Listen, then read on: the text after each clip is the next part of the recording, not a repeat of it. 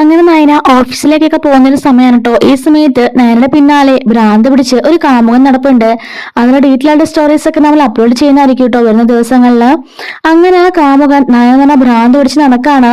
ഈ ഒരു സമയത്ത് നയന ഓഫീസിലൊക്കെ വർക്ക് ചെയ്യുന്നതൊക്കെ ഇരിക്കുകയായിരിക്കും കേട്ടോ.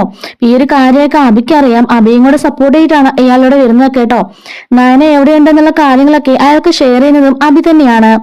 അങ്ങനെ ഈ നയനയെ കാണാൻ വേണ്ടിയിട്ട് അവന്റെ ഓഫീസിലേക്കൊക്കെ വരുന്നുണ്ട്. പക്ഷെങ്കില് എപ്പോഴും ആദർശ കോളുള്ളതുകൊണ്ട് അവനെ കാണാൻ സാധിക്കുന്നില്ല കേട്ടോ.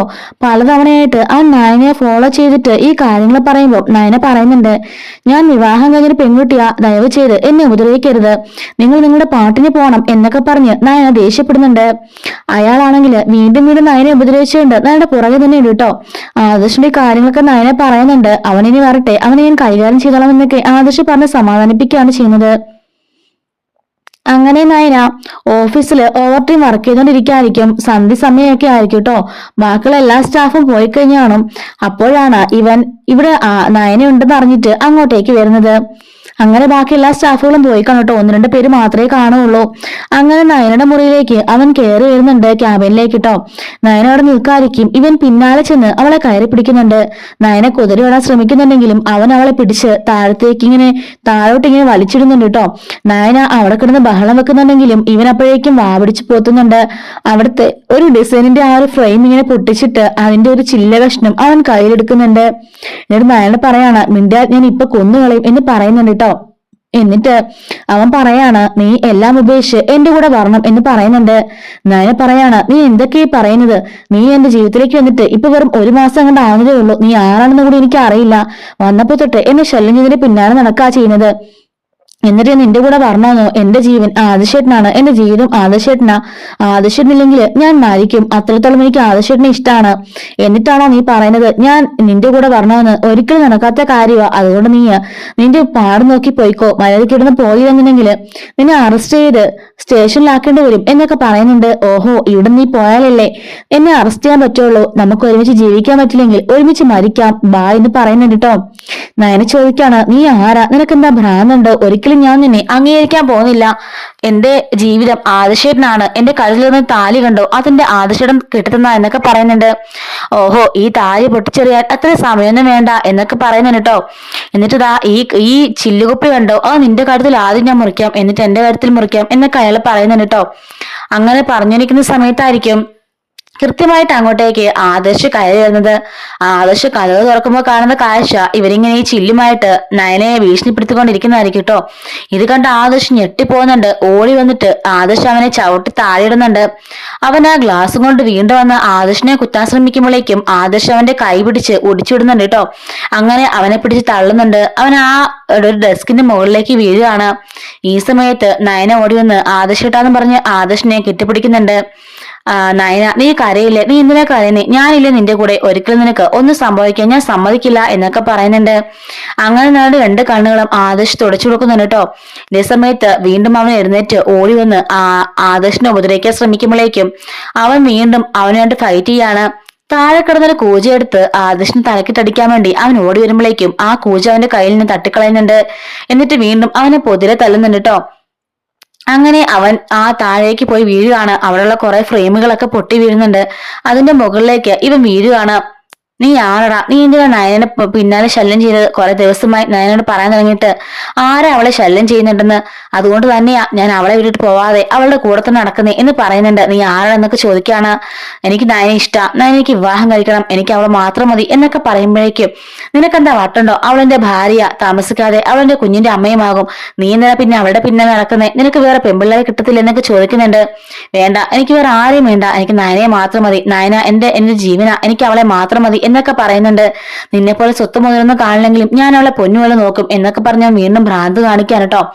ആദർശ് പറയാണ്, നയനന്റെ ഭാര്യയാണ്, എന്റെ കുട്ടിയുടെ അമ്മയാ, അതൊക്കെ നിനക്ക് അറിയുമോ എന്നൊക്കെ ചോദിച്ചിട്ട് അവൻ വീണ്ടും വന്ന് അവനെ പൊതുവെ തല്ലുന്നുണ്ട് കേട്ടോ. എന്തൊക്കെ പറഞ്ഞാലും ആദർശ് എന്റെ ഭാര്യ അവളോന്നായിരിക്കും എന്ന് പറയുമ്പോഴേക്കും വീണ്ടും ആദർശ് അവന്റെ കർണം അടിച്ചു പൊട്ടിക്കുന്നുണ്ട്. നയനെ ചോദിക്കാണ്, ഇവൻ ആരാന്ന് പോലും എനിക്ക് അറിയില്ല ആദർശേട്ടാ, കുറച്ച് ദിവസം അവനെ പിന്നാലെ ഫോളോ ചെയ്യാ, എന്നിട്ട് എന്നെ ശല്യം ചെയ്യാ എന്നൊക്കെ പറയുന്നുണ്ട്. അങ്ങനെ ആദർശ് അവനെ കോളർ പൊക്കിയെടുത്തിട്ട് വീണ്ടും വീണ്ടും അടിക്കുന്നുണ്ട്. എങ്കിൽ പോലും അവനൊന്ന് കരയുവോ ഒന്ന് കുതിരയോടുവോ നിലവിളിക്കോ ഒന്നും ചെയ്യാതെ അവൻ വീണ്ടും പറയുന്നത് എനിക്ക് നയനെ വിവാഹം കഴിക്കണമെന്ന് മാത്രമാണ് കേട്ടോ. നയന് പറയുന്നുണ്ട്, നിനക്കെന്താ ഭ്രാന്തുണ്ടോ? ഞാൻ പറഞ്ഞില്ലേ എന്റെ ജീവൻ എന്റെ ആദിശേട്ടനാ, എന്റെ ആദിശേട്ടനില്ലാതെ ഞാൻ ഒരിക്കലും ജീവനോട് ഇരിക്കില്ല എന്നൊക്കെ പറയുന്നുണ്ട്. ഈ താലി എന്റെ ആവശ്യട്ടം കെട്ടിയാന്നൊക്കെ പറയുമ്പോഴേക്കും ആ താലിന് ഇപ്പൊ തന്നെ പൊട്ടിക്കാതെന്നും പറഞ്ഞിട്ട് നയനയുടെ കഴുത്തിൽ ആ താലിയെ പിടിച്ച് വലിക്കുന്നുണ്ട് കേട്ടോ.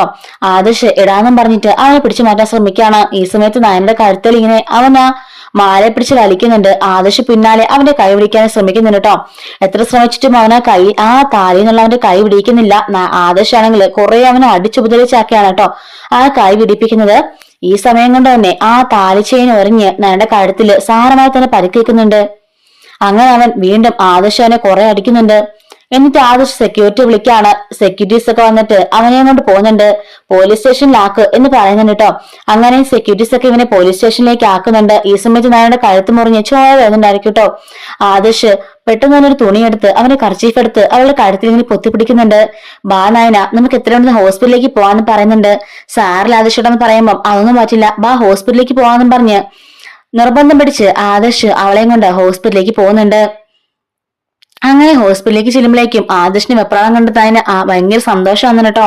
ഡോക്ടർ എത്രയും പെട്ടെന്ന് എന്തെങ്കിലും ചെയ്യ്, നിങ്ങളുടെ കഴുത്തിൽ നിന്ന് ചോര വരുന്നു എന്നൊക്കെ പറയുന്നുണ്ട്. നിക്ക് വെയിറ്റ് ചെയ്യ് നോക്കട്ടെ എന്നൊക്കെ പറയാണ്. അങ്ങനെ പെട്ടെന്ന് തന്നെ ഐസിയിലേക്ക് പെട്ടെന്ന് തന്നെ മാറ്റ് എന്നൊക്കെ പറഞ്ഞ് ആദർശ് ഒന്ന് ധൃതി വെക്കുമ്പോഴേക്കും ഒന്ന് വെയിറ്റ് ചെയ്യടോ, ഞാൻ നോക്കട്ടെ എന്ന് പറഞ്ഞിട്ട് ഡോക്ടർ നോക്കുന്നുണ്ട്. ഇതെന്താ മാല എറിഞ്ഞു പറ്റിയതാണെന്ന് ചോദിക്കാണ്. അതേന്ന് പറയുമ്പോഴേക്കും വലിയ പ്രശ്നമൊന്നുമില്ല, നമുക്ക് മരുന്ന് വെക്കാം, അത്രേ ഉള്ളൂ, അല്ലാതെ ഐസിലേക്ക് കയറേണ്ട കാര്യമൊന്നുമില്ലെന്ന് പറയുന്നുണ്ട്. അല്ല ഡോക്ടറെ, എന്തെങ്കിലും സംഭവിച്ചു പോകും, അകത്തേക്ക് മുറിവ് കാണും, നോക്ക് എന്ന് പറയുന്നുണ്ട്. താനാരാ, ഹസ്ബൻഡ് ആണോ ചോദിക്കുമ്പോൾ അതേന്ന് പറയുന്നുണ്ട്. വെപ്രാളൊന്നും പിടിക്കണ്ട, ഇയാൾക്ക് ഒരു കുഴപ്പമില്ല, ചെറിയ മുറിവേ ഉള്ളൂ എന്നൊക്കെ പറയുന്നുണ്ട് കേട്ടോ. അങ്ങനെ റൂമിലേക്ക് ട്രീറ്റ്മെന്റ് മുറിയിലേക്ക് മാറ്റുന്നുണ്ട്. ആവശ്യം പിന്നാലെ ഓടിച്ചില്ലാണ്. ഡോക്ടർ പറയുന്നുണ്ട്, താൻ പുറത്തുനിന്നാ മതി എന്ന് പറയുമ്പോൾ ഇല്ലില്ല, നയനെ വിട്ട് ഞാൻ ഒരിക്കലും പോവില്ല എന്നൊക്കെ പറഞ്ഞ ആദർശ് ഞങ്ങളുടെ കയ്യിൽ തന്നെ പിടിച്ചോണ്ടിരിക്കുകയാണ് കേട്ടോ.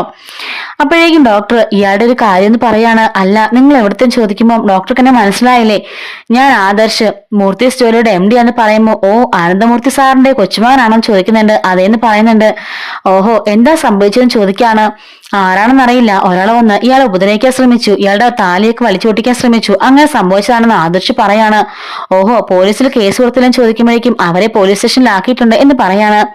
അങ്ങനെ ഡോക്ടർ ട്രീറ്റ്മെന്റ് ചെയ്യുന്നുണ്ട് കേട്ടോ. വലിയ കുഴപ്പമൊന്നുമില്ല, ഞാനൊരു ബാൻഡേജ് തരാം, അത് ഒട്ടിച്ചു വെക്കുന്നുണ്ട്, വലിയ പ്രശ്നമൊന്നുമില്ല കേട്ടോ, താൻ പേടിക്കേണ്ട കാര്യമൊന്നുമില്ല എന്നൊക്കെ പറഞ്ഞ് ആദർശിനെ അയാളെ സമാധാനിപ്പിക്കുന്നുണ്ട്. അങ്ങനെ ആദർശ് അയാളുടെ കൂടെ തന്നെ ഇരിക്കുന്നുണ്ട് കേട്ടോ. എനിക്ക് കുഴപ്പമൊന്നുമില്ല ആദർശേട്ടാ, ഇത് കണ്ടില്ലേ ചെറിയൊരു മുറിവേ ഉള്ളെന്ന് പറയുന്നുണ്ട്. എങ്കിലും അവൻ ആരാണെന്ന് കണ്ടുപിടിക്കണം, അവന്റെ പിന്നിൽ ലക്ഷ്യം എന്തെന്ന് കണ്ടുപിടിക്കണം, അവന്റെ പിന്നിൽ മറ്റാരോ ഉണ്ട്, അല്ല ഞാൻ ഇങ്ങനെയൊന്നും ചെയ്യില്ല എന്ന് പറയാണ്. എനിക്ക് മനസ്സിലാവുന്നില്ല ആദർശേട്ടാ, ഞാൻ എവിടെയൊക്കെ പോകുന്നുണ്ടെന്ന് അവൻ കൃത്യമായിട്ട് അറിയുന്നുണ്ട്, കൃത്യമായിട്ട് അവൻ എന്നെ ഫോളോ ചെയ്ത് എന്നിട്ട് ശല്യപ്പെടുത്താ, എന്നെ വിവാഹം കഴിക്കണമെന്ന് മാത്രം അവൻ പറയുന്നുണ്ട് കേട്ടോ. അങ്ങനെ ആദർശ് നയനെ സമാധാനിപ്പിക്കുന്നുണ്ട്. സാരില്ല, ഇനി എപ്പോഴും തന്റെ കൂടെ ഞാൻ കാണുമെന്നൊക്കെ ആദർശ് പറയുന്നുണ്ട് കേട്ടോ.